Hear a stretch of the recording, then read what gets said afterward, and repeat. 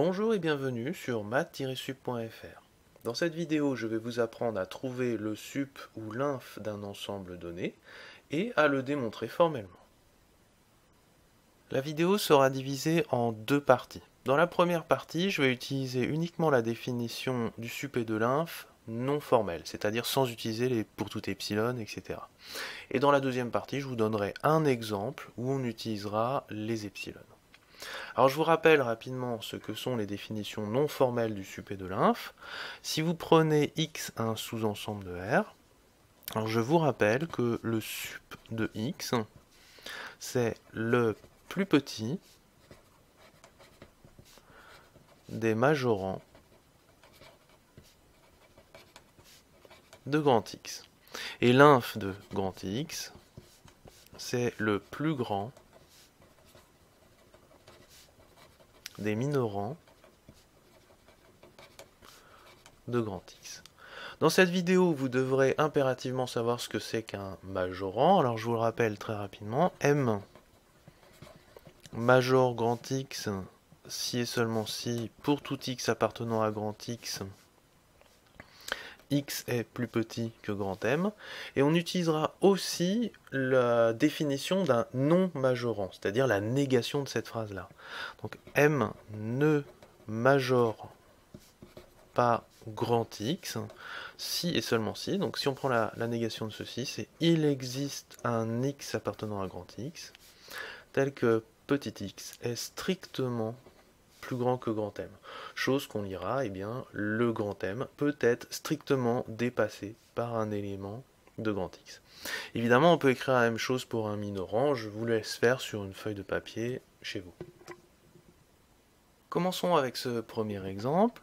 Ici, on nous demande de donner le sup de l'intervalle 0,1 ouvert en 1, c'est-à-dire le donner sans démonstration, et de montrer que le résultat qu'on a trouvé intuitivement avec des dessins est effectivement le sup. Alors cet exemple, je vais le traiter en faisant deux rédactions différentes. Une rédaction que j'appellerai rédaction semi-formelle, c'est-à-dire en utilisant des dessins, on arrive à un résultat et on le démontre. Et une rédaction purement formelle, que je ferai dans la séquence suivante. Alors, pour traiter ça, d'abord, il faut faire un petit dessin. Traçons l'intervalle 0,1. Et puis, cherchons le sup. Alors, qu'est-ce que c'est que le sup, intuitivement? C'est le machin le plus à droite de l'ensemble que l'on considère. Donc, de manière totalement intuitive, on se dit, ça va être 1. Donc, sup de 0,1, c'est 1. Mais bon, là, il n'y a pas beaucoup de démonstrations, il n'y a pas de preuves, donc il faudrait un argument un peu plus solide que ça. C'est là où je vais vous faire une démonstration semi-formelle. Je vous expliquerai après pourquoi j'appelle ça une démonstration semi-formelle. Donc, démonstration semi-formelle.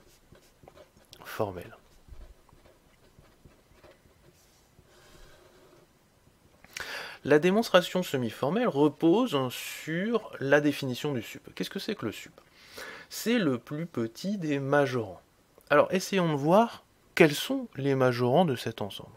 Si on regarde ici, on voit que lui, c'est un majorant.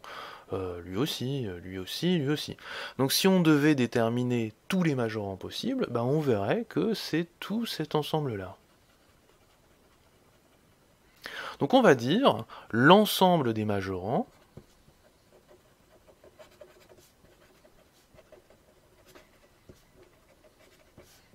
de 0,1,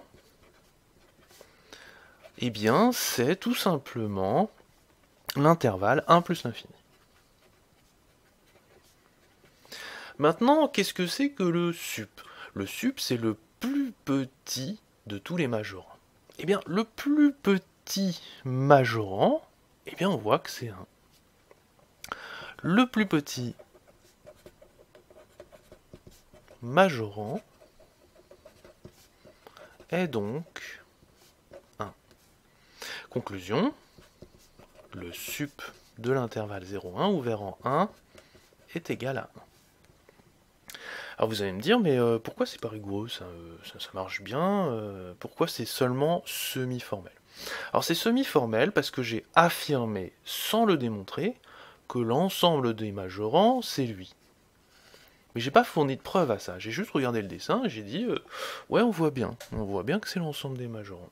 Mais il n'y a pas de preuve. Donc il y a un mi-chemin entre le visuel et le formel.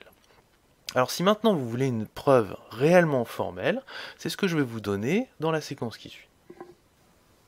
Alors ici j'ai juste recopié l'énoncé de la séquence précédente, j'ai remis le dessin de l'intervalle 0,1, et on veut montrer formellement, rigoureusement, que la borne sup de l'intervalle 0,1 c'est effectivement 1.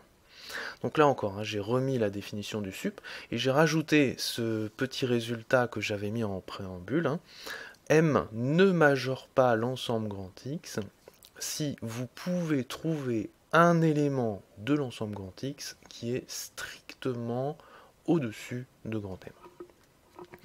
Alors, comment on va montrer que 1, qu'on a trouvé intuitivement, est effectivement la borne sup de l'intervalle 0,1 ouvert en 1?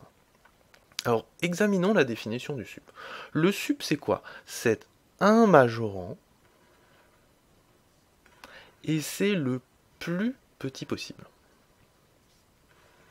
Donc si on veut montrer que 1 est effectivement la borne sup de l'intervalle 0,1, il va falloir montrer que 1 est un majorant et que c'est le plus petit possible. On va commencer par montrer que c'est un majorant parce que c'est en fait ce qu'il y a de plus simple à faire dans les deux étapes.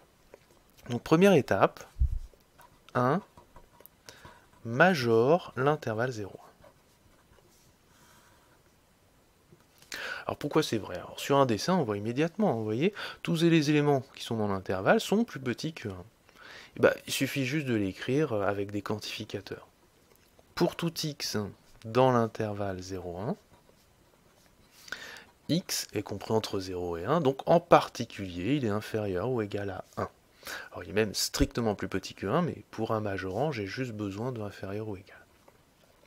Donc, 1 majore l'intervalle 0,1. Deuxième étape, il faut montrer maintenant que 1 est le plus petit possible. 1 est le plus petit. Alors là, c'est un peu moins évident. On voit bien sur le dessin que c'est le plus petit, parce que si on descend, bah c'est plus un majorant. Vous voyez, l'élément qui est là, il majore plus là l'ensemble 0,1. Pareil, si je le prends là, il majore plus. Et bien, quand on a dit ça, on a exactement la stratégie de la preuve. On va montrer que tout élément qui est strictement plus petit que 1 n'est pas un majorant. Montrons que quel que soit m strictement plus petit que 1, m ne majore pas grand X.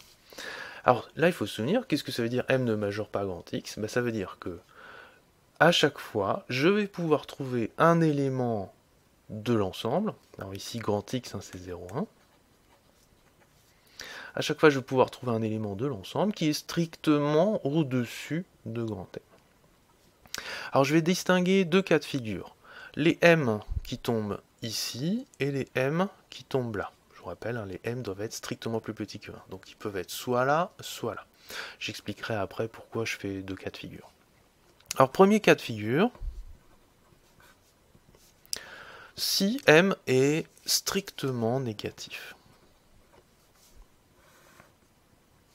Alors si M est strictement négatif, c'est-à-dire ici, on voit immédiatement qu'il y a des éléments de 0,1 qui sont strictement au-dessus. Je vous rappelle, M ne majore pas X, ça veut dire qu'il faut montrer qu'il y a des éléments de l'ensemble qui sont strictement au-dessus. Eh bien oui, là il y a des éléments de l'ensemble qui sont strictement au-dessus. En particulier, il y a 0. Donc M ne majore pas 0,1. Alors on va dire ça. 0 appartient à l'intervalle 0,1. 0 est strictement au-dessus de M. Donc M ne majore pas l'intervalle 0,1. Maintenant, regardons le deuxième cas de figure lorsque grand M est ici. Deuxième cas. Si M est dans l'intervalle 0 fermé, 1 exclu. Je vous rappelle hein, qu'il faut prendre des m strictement plus petits que 1. Dessinons un grand M. Alors oublions celui-là. Est-ce que grand M est un majorant? Ben non, c'est pas un majorant parce qu'il y a des gens au-dessus. Alors il faudrait en trouver un. Ben, il y en a un qui est tout indiqué, par exemple vous mettez au milieu ici. M plus 1 sur 2. M plus 1 sur 2 est strictement au-dessus de M, et M plus 1 sur 2 est dans l'intervalle 0,1. Donc grand M n'est pas un majorant. Voilà ce qu'on va dire. M est strictement plus petit que M plus 1 sur 2, et M plus 1 sur 2 est dans l'intervalle 0,1. Alors, ces affirmations-là, je les ai faites avec le dessin, mais on peut vraiment les démontrer formellement en faisant des petits encadrements. Pour pas rallonger interminablement la vidéo, je ne le fais pas, mais vous pouvez le faire sur un petit bout de papier. Hein. Donc on a ceci. Donc, M ne majore pas 0,1. Alors on fait la synthèse.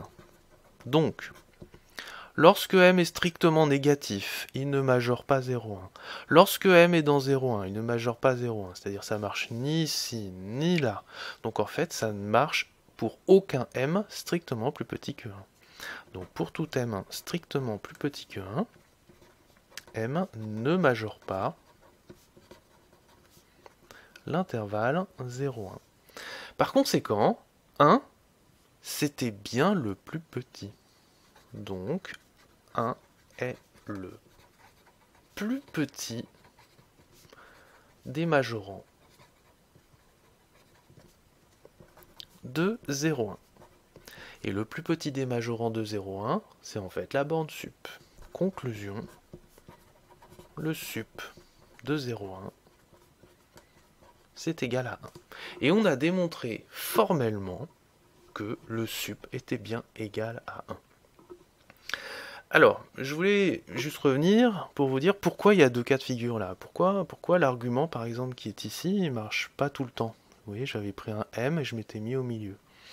Ben, l'argument qui est ici ne fonctionne pas si vous prenez votre M trop loin à gauche.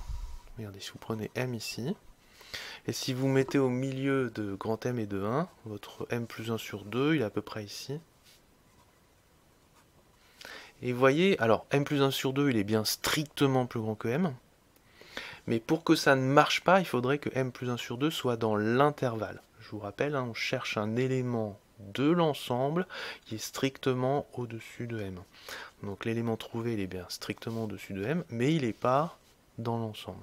C'est pour ça que j'ai besoin de faire deux cas de figure. Quand je suis là, quand je suis ici, un cas de figure. Quand je suis là, un autre cas de figure.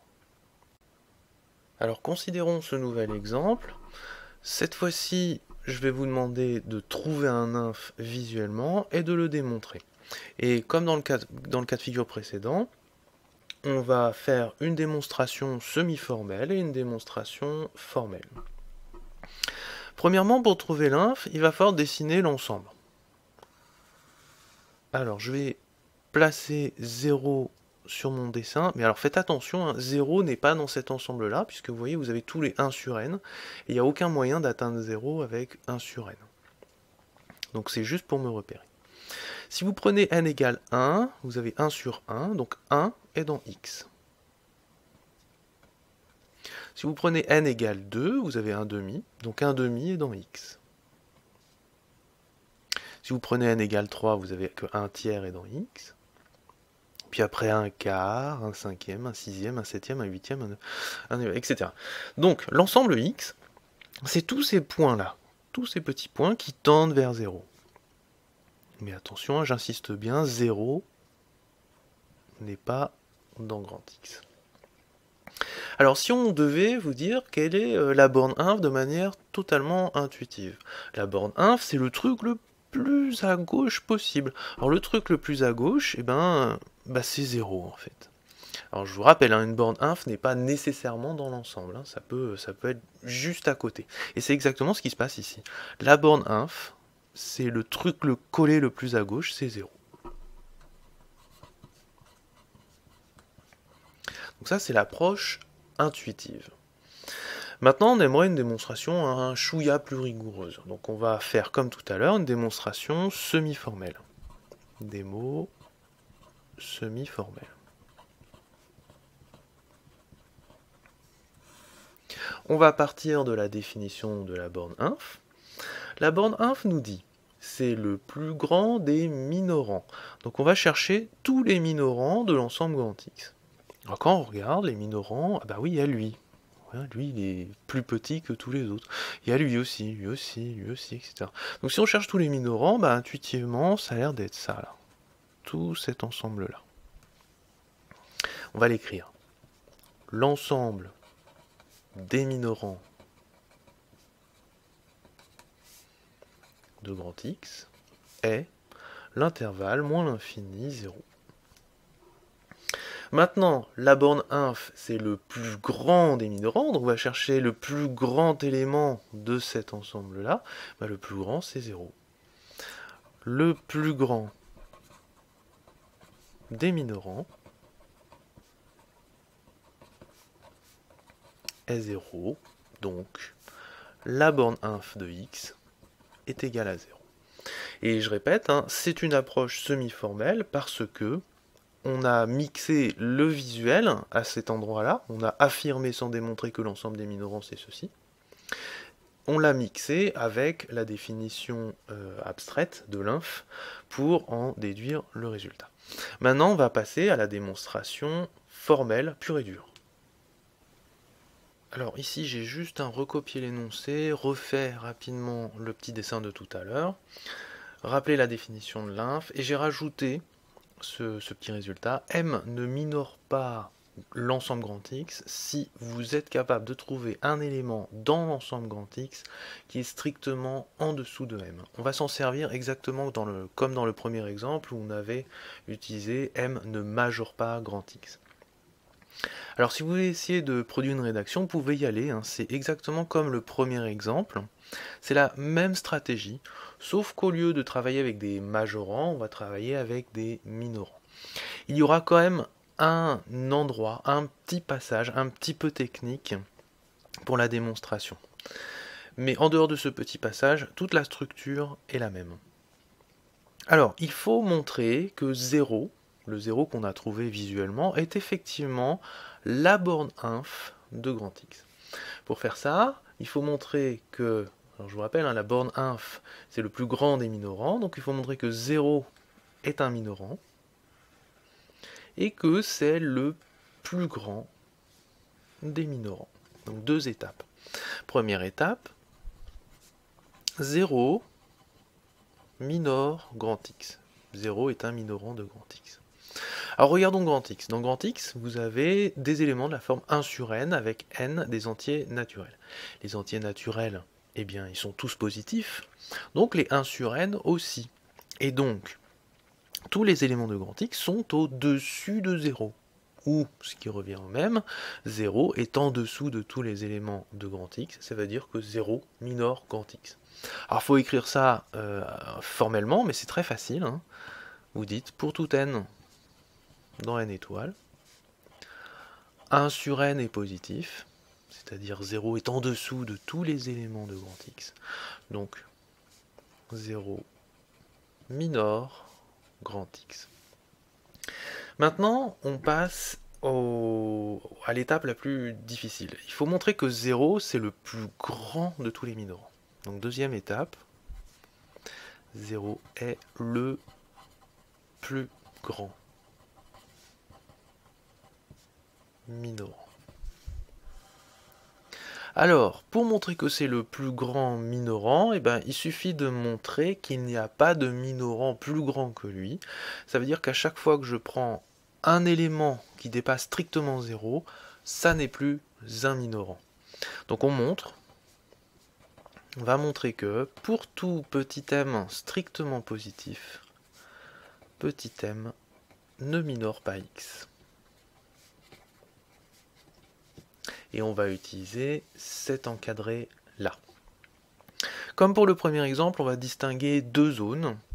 La zone qui est ici, qui contient en fait l'ensemble grand X, et puis la zone ici. Alors premier cas, On va commencer par le cas le plus facile. Si petit m dépasse strictement 1. Donc je me place ici.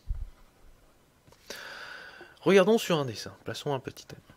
Je veux montrer que petit m n'est pas un minorant.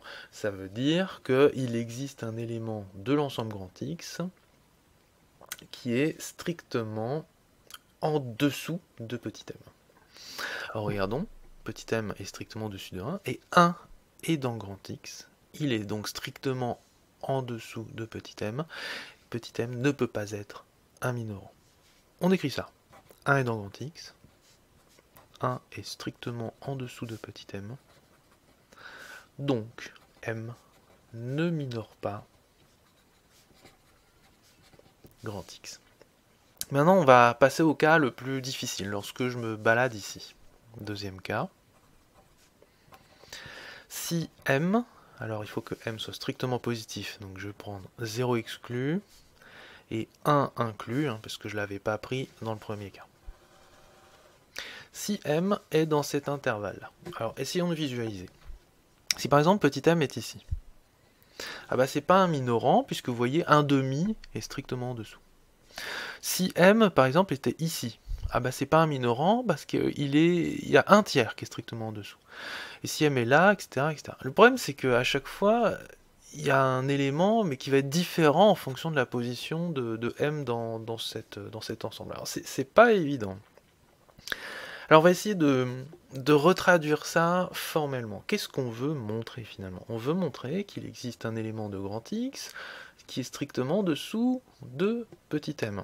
On va l'écrire, on veut montrer qu'il existe un élément de grand X. Alors les éléments de grand X, ils s'écrivent comme 1 sur n.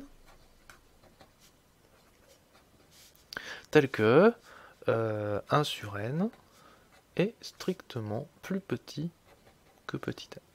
Voilà ce qu'il faut trouver. Sauf que là, ben, on voit pas trop. Comment on démarre? Qu'est-ce qu'on va faire? Et ce qu'on va faire, c'est qu'on va prendre un brouillon et on va torturer ce truc-là pour trouver une idée. Allons-y. On va réécrire un petit peu les choses. Donc m doit être dans 0, 1. N, ça doit être un entier naturel. Et on se pose la question, eh bien, est-ce qu'on peut toujours trouver un n? Donc, est-ce qu'on peut trouver un n dans n étoiles tel qu'on a ça? Comme ça, on ne sait pas. Alors on va transformer un petit peu notre problème. Et si on inversait là le machin? On pourrait passer à l'inverse, ça nous donnerait n plus grand que 1 sur m. Alors j'écris ça, mais est-ce que j'ai le droit de le faire? Ah bah oui, j'ai le droit de le faire parce que ces deux quantités sont strictement positives. Donc il n'y aura pas de souci. Je passe à l'inverse, ça change le sens de l'inégalité. Et le problème est devenu celui-ci. Lorsque j'ai 1 sur m, est-ce que je peux trouver un entier naturel non nul qui est strictement au-dessus de lui? La réponse c'est oui. Et il y a un objet qui nous dit que ça marche tout le temps. C'est la partie entière. Alors je vais le dessiner vite fait. Vous prenez 1 sur m.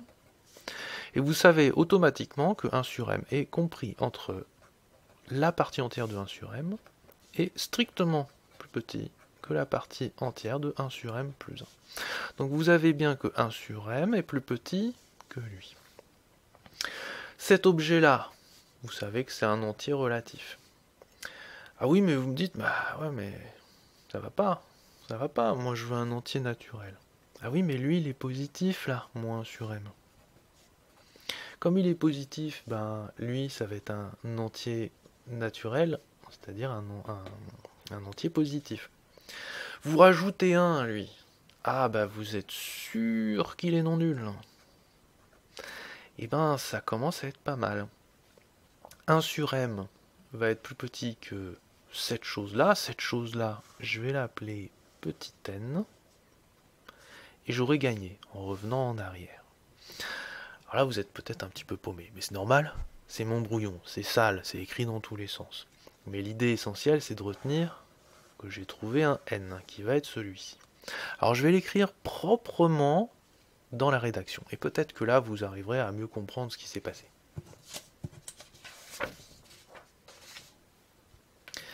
Alors je dis ceci, posons n égale partie entière de 1 sur m plus 1. Ça, c'est positif. 1 sur m est positif. Donc, e de 1 sur m, bah, c'est un entier positif, c'est-à-dire que c'est un entier naturel. Vous rajoutez 1, bah, vous êtes sûr qu'il sera non nul.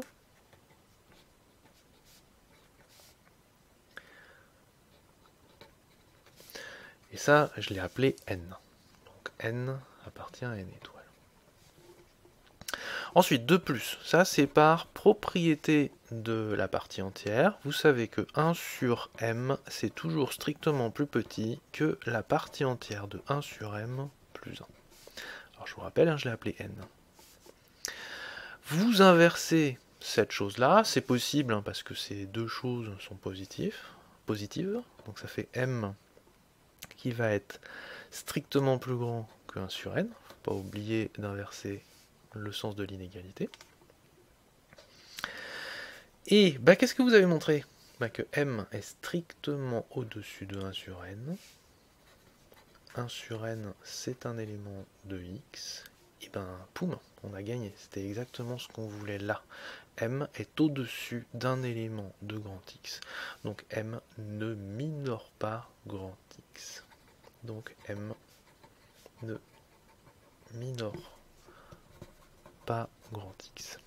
Je fais juste une pause là.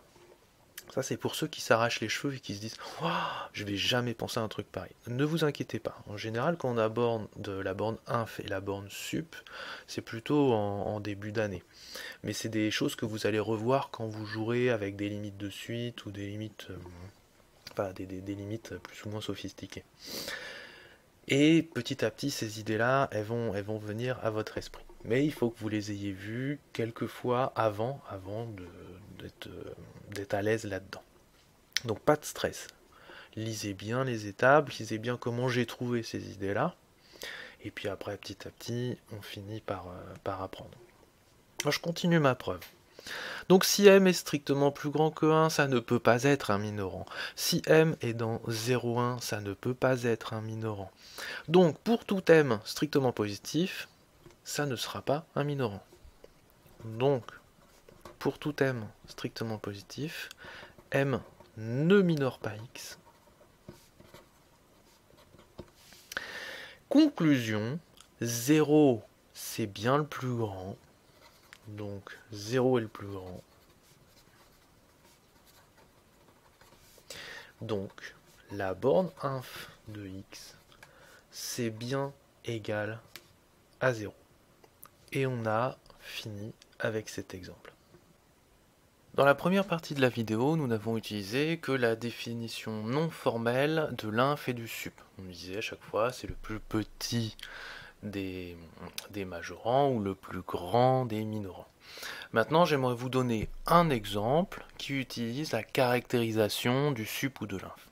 Alors, je vais vous donner qu'un seul exemple, parce que je considère que c'est pas forcément fondamental d'utiliser les epsilon pour ce type d'exercice, mais c'est quand même intéressant de voir comment ça fonctionne. Donc, je vais travailler avec un sup. Et je vous rappelle comment on caractérise le sup avec les epsilon. Donc, vous avez que m égale sup de x, si et seulement si c'est un majorant, ça veut dire que pour tout x appartenant à grand x, x est plus petit que grand M, et c'est le plus petit des majorants, ça veut dire que si je le réduis un tout petit peu, ça veut dire que si je considère m moins epsilon, pour un certain epsilon strictement positif, m moins epsilon n'est plus un majorant, ça veut dire que vous allez pouvoir trouver un x dans grand X qui va se trouver au-dessus strictement que m moins epsilon. Alors si cette chose vous est étrangère, je vous renvoie vers ma vidéo concernant la définition de la borne sup et de la borne inf où je réexplique ceci avec beaucoup plus de détails. Donc nous on va jouer avec cette définition. Alors on va reprendre l'exemple qu'on a vu au tout début de la vidéo, où on avait montré que sup de 0,1 vaut 1, mais cette fois-ci, on va le démontrer avec les epsilon. Il faut donc montrer cette chose-là dans ce cas de figure. La première chose à faire, c'est de transcrire la théorie qui est ici dans notre cas pratique. Alors vous voyez ici l'ensemble grand X, ça sera 0,1. Donc on va mettre 0,1 ici et 0,1 là. Et puis le grand M, ben ça sera 1. Donc on va falloir mettre 1 ici et 1 là. On va l'écrire. On veut montrer que pour tout X dans 0,1, X est plus petit que 1. Et on veut montrer que pour tout epsilon positif, il va exister un X dans 0,1, tel que 1 moins epsilon est strictement plus petit que X. Donc il faut montrer ces deux choses-là pour montrer ça. Ici, il y a une phrase qui est complètement évidente, regardez. Si vous prenez n'importe quel X dans l'intervalle 0,1, bah vous avez automatiquement que X est plus petit que 1. Donc, je vais les appeler 1 et 2, ces phrases. Donc, 1 est automatiquement vérifié. Il n'y a pas de preuve à faire.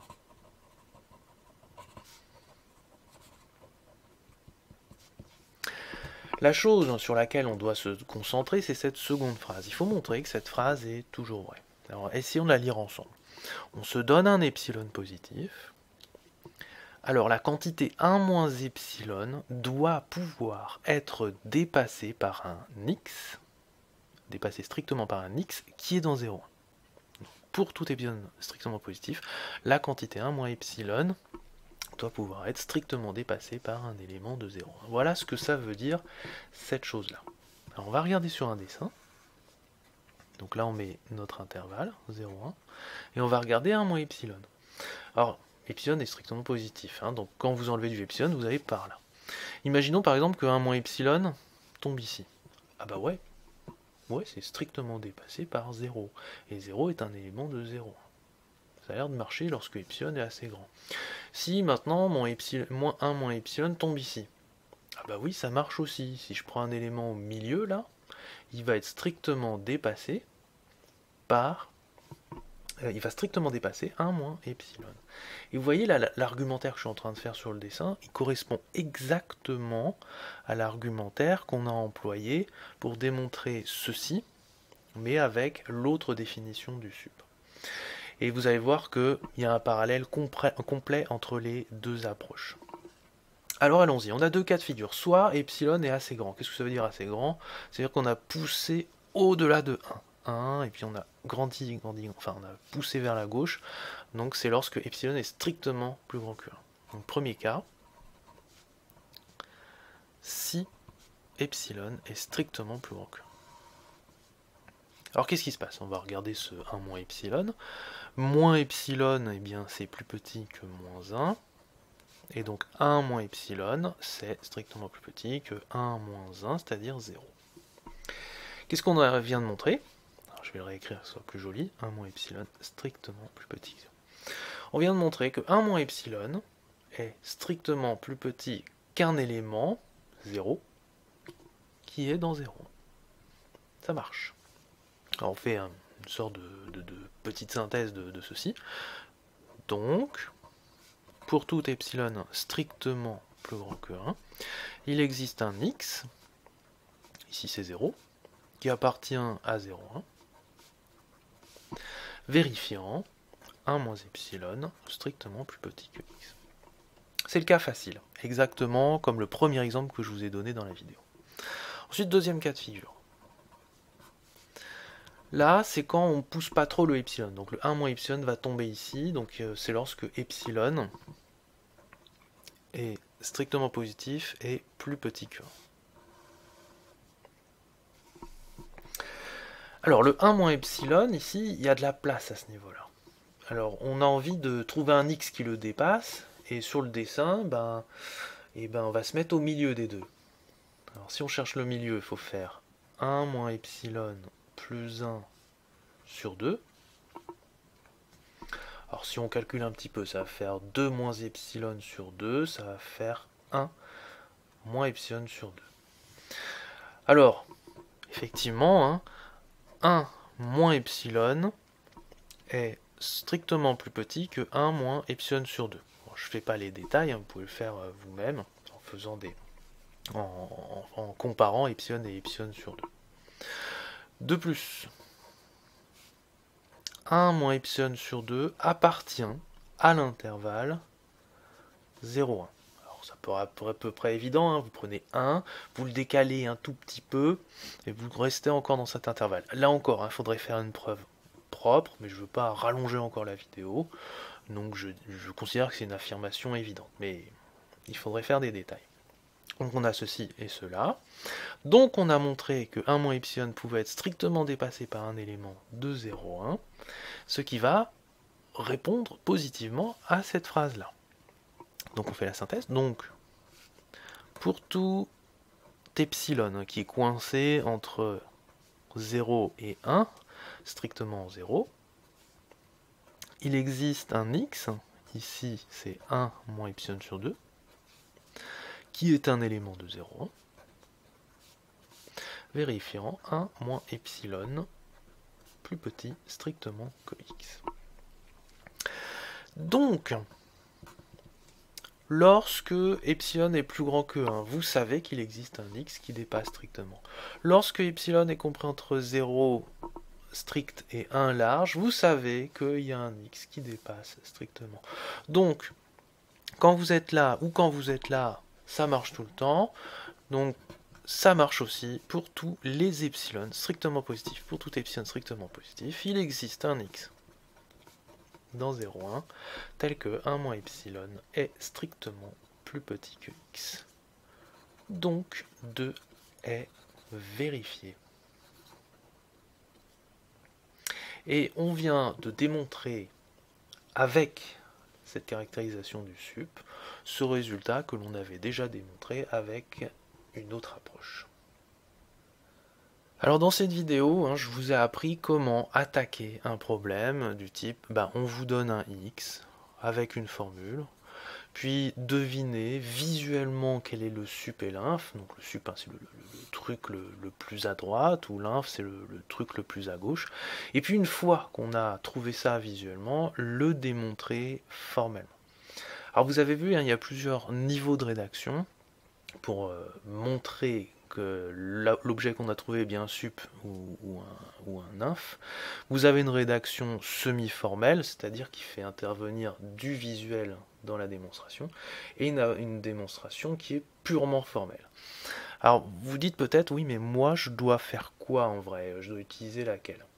Eh bien ça va dépendre de vos enseignants en fait. Si vous êtes dans une filière plutôt de maths appliquées, il est très peu probable que vous embêtez avec les démonstrations formelles.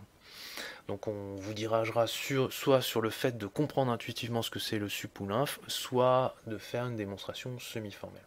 Par contre, c'est possible que si vous êtes en prépa ou en licence, on vous demande des démonstrations formelles. Si vous avez un doute sur le niveau de rédaction, n'hésitez pas à demander à vos enseignants. Ça sera vraiment important pour vos examens que vous ne fassiez pas une démonstration monstrueuse et inutile, ou bien à l'inverse, que vous fassiez une démonstration en une ligne alors qu'on attendait de vous beaucoup plus. Demandez vraiment à vos enseignants quelles sont les attentes. Maintenant, est-ce que ce type d'exercice sert vraiment à quelque chose? En fait non, c'est surtout des exercices pédagogiques, pour vous mettre dans le crâne la définition de l'inf et du sup, et puis pour vous entraîner petit à petit à faire des démonstrations qui sont loin d'être évidentes. Si vous avez eu du mal avec certains endroits, je l'ai déjà dit, en particulier avec la partie entière ou avec les epsilon, ne vous inquiétez pas, c'est des objets que vous reverrez à nouveau, en particulier en étudiant les suites. Dernière chose, vous avez le choix entre utiliser la définition du sup ou de l'inf de manière non formelle, c'est-à-dire le plus petit des majorants ou le plus grand des minorants, ou celle avec les epsilon. Je vous laisse comparer les deux, vous avez deux modèles. Personnellement, je trouve que les epsilon, c'est pas vraiment pertinent dans ce cas de figure. Je vous l'ai mis pour vous montrer comment ça marchait. mais ça alourdit encore plus la rédaction. Les epsilon, je pense que c'est très utile lorsqu'on combine des sup et des inf avec des suites ou des limites de fonction, limites de suite. Voilà, très bientôt je ferai une autre vidéo, mais cette fois-ci avec des exemples plus abstraits. Ce que j'appelle plus abstrait, là je vous donnais un ensemble concret entre guillemets. La vidéo qui suivra sera axée sur des formules du genre montrer que si A est inclus dans B, alors sup de A est plus petit que sup de B. Et vous voyez là, il n'y a plus d'expression pour A et B. Et paradoxalement, les exemples abstraits sont plus faciles à traiter que ces situations-là, lorsqu'on veut faire une démonstration. Voilà, j'espère que cette vidéo vous aura aidé à bien comprendre ce type d'exercice, et je vous dis à bientôt pour d'autres vidéos.